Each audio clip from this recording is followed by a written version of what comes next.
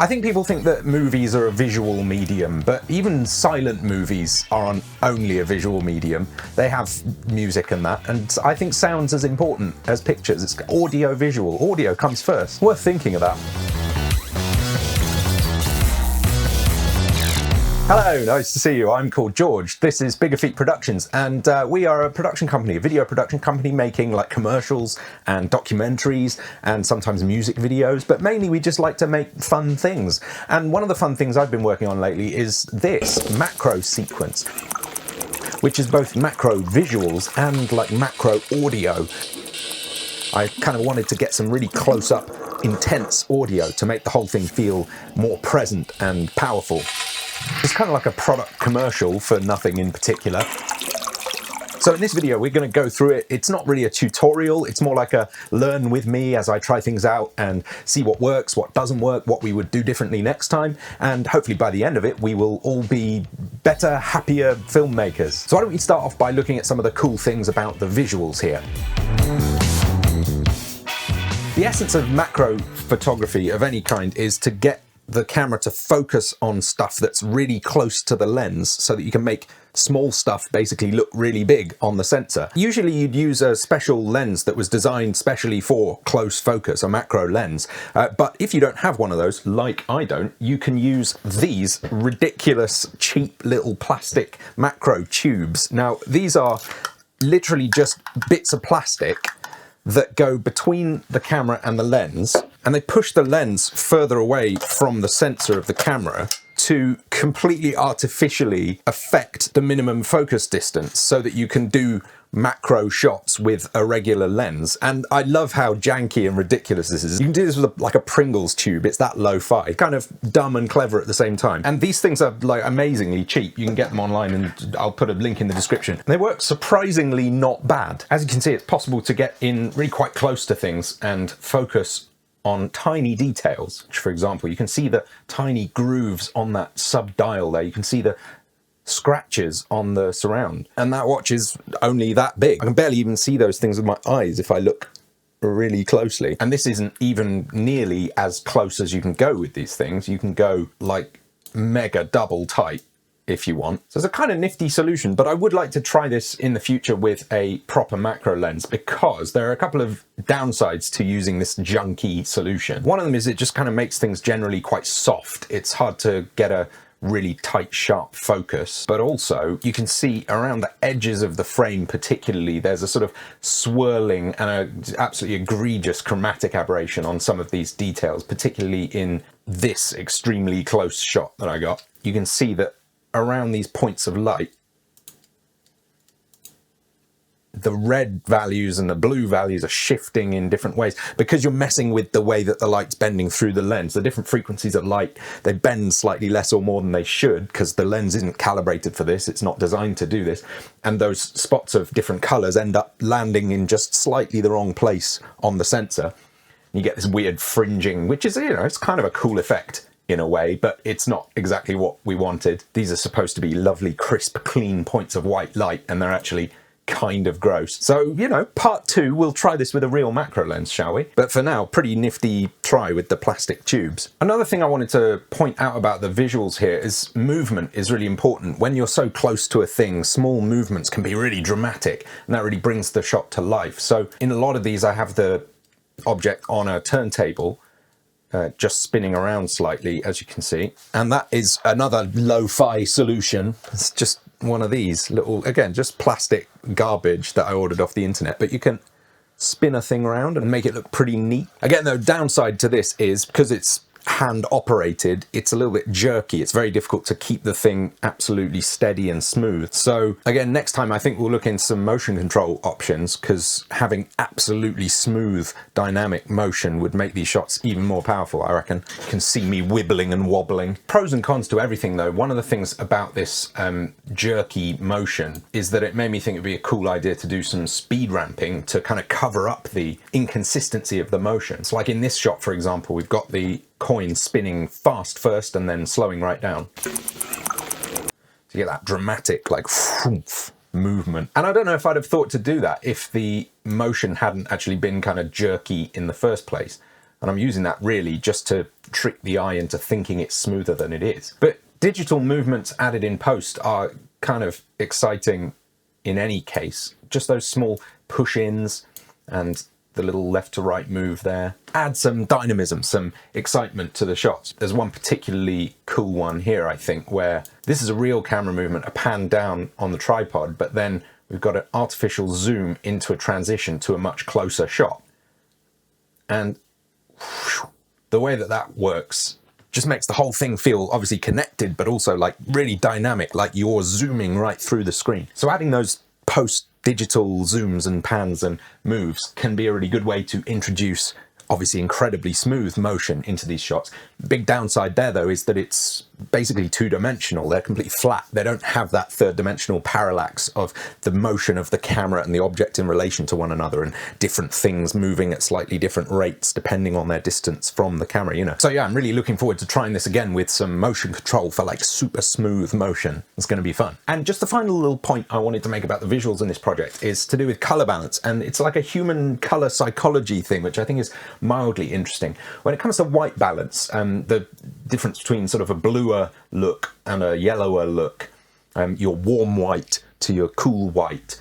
Obviously, when you're doing these nice, clean, sharp product photography things, you want a really slick, clean look, and that basically means bluer rather than yellower.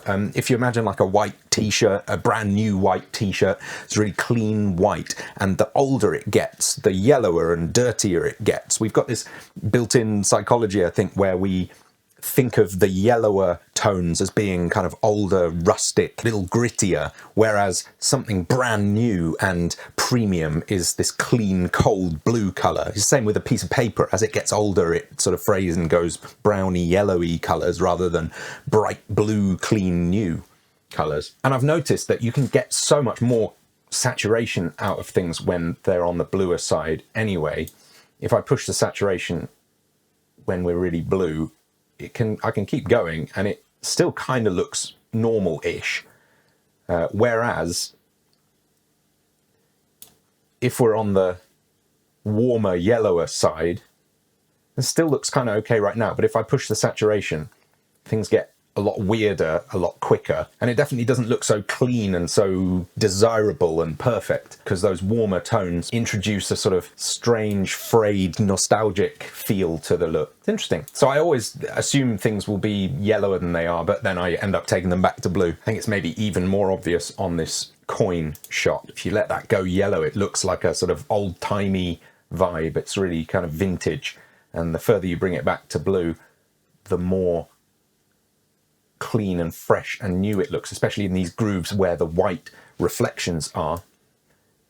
If you let it be a warmer colour, that looks like a Matthew McConaughey film in the desert, whereas this to the left, it looks slick and new. Strange, but cool. So altogether, I'm pretty pleased with the visuals. Obviously, there's a few things that aren't perfect, a few things we'd like to do differently next time. Not least just the dust.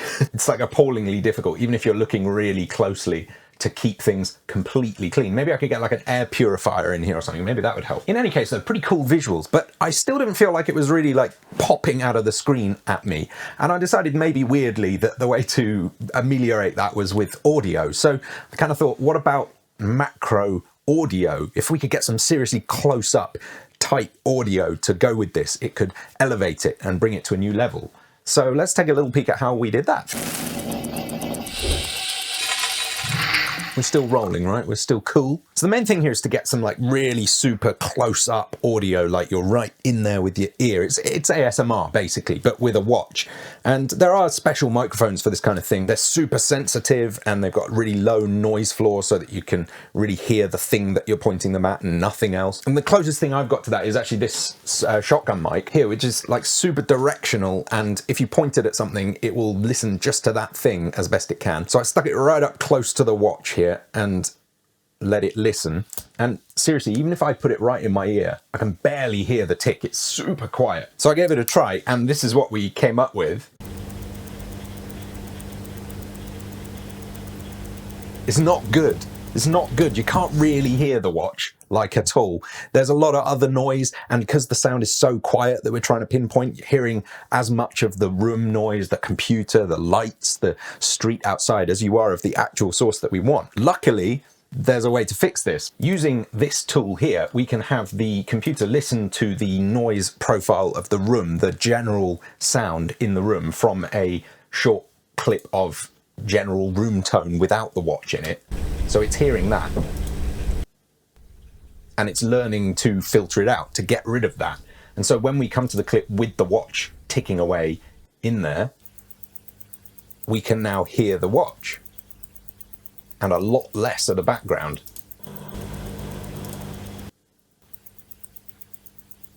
Isn't that incredible? It's really smart, this thing. And so then we take that and we turn the volume up massively on the result, and we do some EQing. We take out some resonant frequencies that aren't cool, some of the remaining buzzing from the sounds in the background.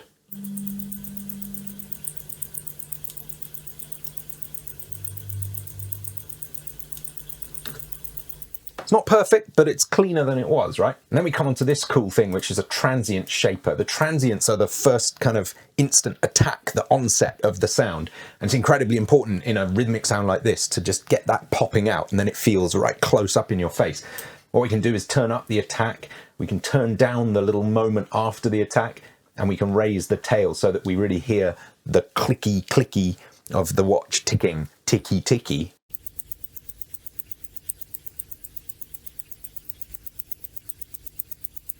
And then a couple of frequency shifters, taking the overall frequency content down a bit to make it fatter and thicker and lower.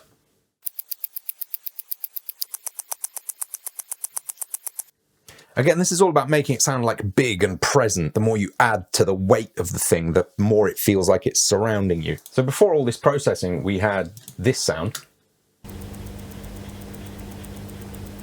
which is rubbish. And after, wow, lovely, tight, close, punchy sound of this incredibly quiet, tiny little object. I love it. It's super cool. The other sounds, the water I just recorded as I poured, and got this cool, like, cracking ice moment. The hourglass I knew would be, like, too quiet inside the glass, so I decided to fake it. I went into the kitchen to find out what I could do, and I found that the metal bowl with some, like, salt and pepper going into it worked pretty well.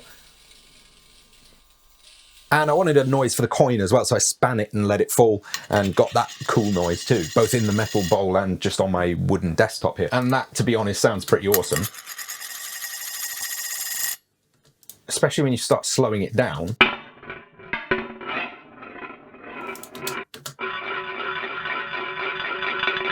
But about the slowing it down, here's a slightly interesting thing, right? When you slow the sound down, you change the frequency of the sound waves. The repetitions of the sound waves get further and further apart as you slow it down, obviously, and the pitch goes down. So it sounds like a lower pitched sound. And if you record it with a normal microphone, the pitch as it moves down leaves a gap in the top, in the higher frequencies. And so it sounds kind of muffled and like you recorded it sort of underwater or something. You can see there's this gap at the top of the chart here where there should be some sound. Now again, there are special microphones, ultrasonic microphones, that can record beyond the limits of human hearing, so that when you fold those frequencies down and pitch it down to make it sound all big and dramatic, you still have some frequency content up in those higher reaches of human hearing so that it sounds lovely and crisp and organic. Again, I don't have one of those. I'm going to try and get one for next time because I want to see how that sounds. But before that, I've figured out a janky way of kind of faking it, which I think is quite interesting. What I've done is I've taken a multi-band processor and I've split the frequency content in half. And on the high frequencies, the highest frequencies that are left, I've added a frequency shifter to shift up 5,000 hertz. So that essentially I've got my highest frequencies that are left over and I've like copy pasted them up even higher. So I've got like double as much high content as I had before. And you can see it on the graph. If I leave it off to begin with, and then I turn it on, you can see it pops up at the top there.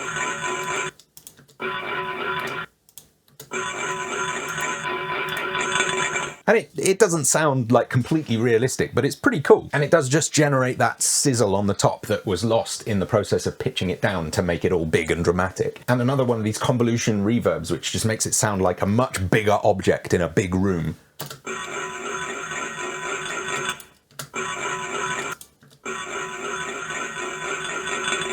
So all these little cheats to make a thing sound incredibly present and in your face, and also massive, even though it's teeny weeny and really quiet. And this to me is kind of analogous to visual effects, where you make a thing look different than it really is by adding CGI or lighting or whatever. In audio, you can do a lot of the same stuff to make a tiny thing seem massive, or far away things seem really close. And by doing that, I hope we ended up with a project that was both visually impressive and exciting and intense, but also audibly really kind of sizzly and tantalizing and close. The whole thing becomes quite an intense experience, a bit of an assault on the senses. So let's check out the whole finished thing.